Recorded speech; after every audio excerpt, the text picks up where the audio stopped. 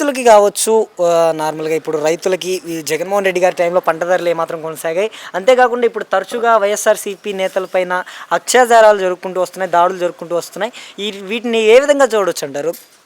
నాడు వైసీపీ గవర్నమెంట్లో మిర్చి ఎక్స్పోర్ట్ ఉండేది. ఆ 30,000 నుంచి 40,000 రూపాయలు, 29,000, 30,000 మినిమం 25 నుంచి పైన మిర్చి ధర ఉండేది. కానీ నేడు 11,000 రూపాయలు గవర్నమెంట్ ప్రకటిస్తే దానికంటే 8,000 నుంచి 9,000 లోపే ఉంది మిర్చి ధర. రైతు పరిస్థితి చాలా దయనీయ పరిస్థితి ఉంది.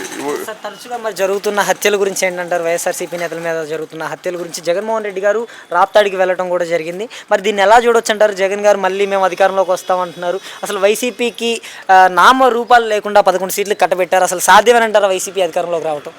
100% మళ్ళీ తిరిగి వైసీపీ గవర్నమెంట్ అవడం అనేది ఖచ్చితంగా జరుగుతుంది. సామాన్యుడిలో ఈరోజు ఆ గవర్నమెంట్ ఎందుకు పోయిందా అనే పరిస్థితిలో ఆలోచిస్తున్నారు. నిన్న రాప్తాడు పోతే రాప్తాడులో జగన్మోహన్ రెడ్డి గారి చుట్టూ డబ్బులు పెట్టి తోలిన జనం కాదు, వాళ్ళందరూ ఆనందంతో ఉత్సాహంతో పరుగులు తీస్తున్న జనం.